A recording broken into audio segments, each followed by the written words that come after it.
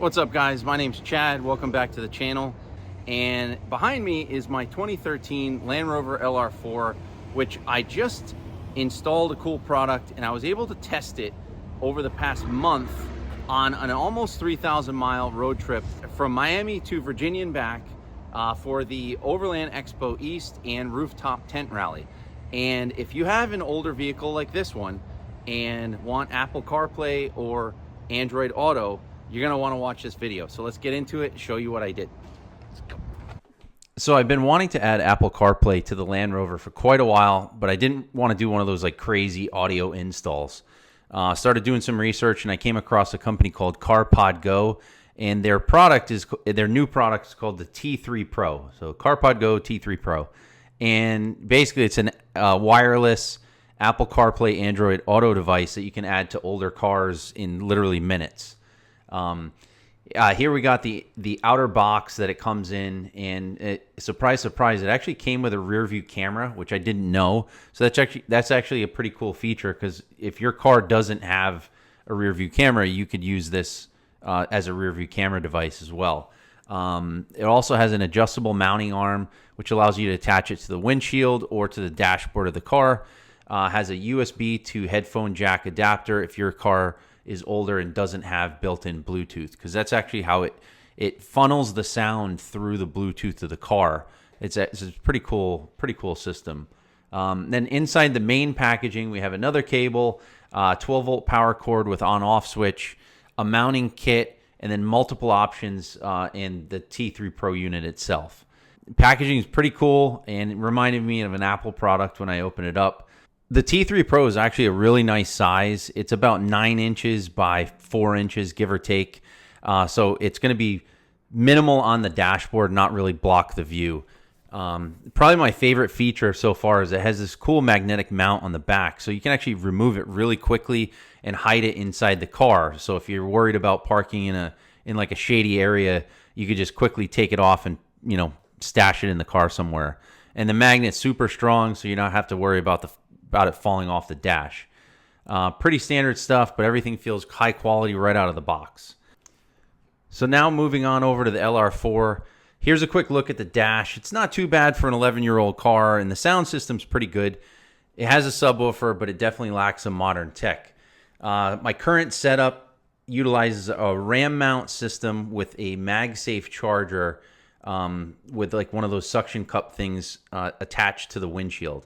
It works okay, but the phone gets pretty hot, and it's not ideal to make any changes as you're driving along because it's kind of out of reach.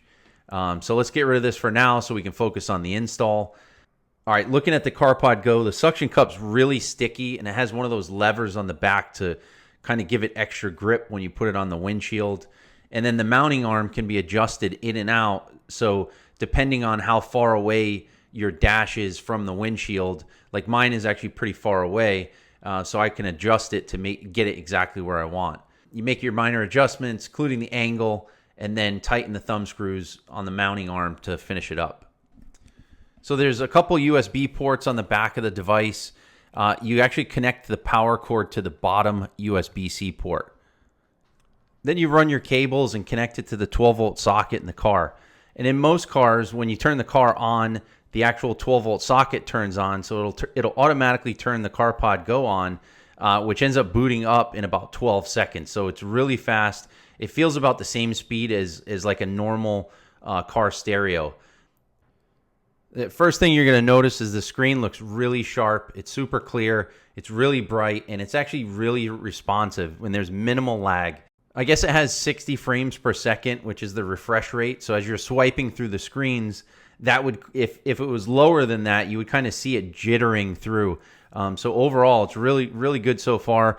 But it's almost 1 in the morning right now, so I got to get to bed. So let's jump to tomorrow so you can see what the screen looks like during the day. All right, we're back. It's the next day, and I've been driving around and getting used to the system. I've mostly been using Waze for navigation and Apple Music for audio streaming. And like I mentioned earlier, the music and any sounds from your phone actually go directly to the car through the car's Bluetooth. So your steering wheel controls work for music playback, but the controls don't control the CarPlay part of it. It's actually pretty cool though. One of the things I love is that you can do the split screen with the navigation. So you have the navigation one side, music on the other. Again, the screen's super bright, and I was reading up on that. It has something called 700 nits. So I had to look up, okay, what's a nit? And then that's a measurement for testing the brightness of devices. And apparently 1 nit equals 700 candles in 1 square meter. So think of it as horsepower to an engine. A lot of candles in a square meter is better. So 700 in 1 meter, I guess, is pretty good. No problem seeing it during the day.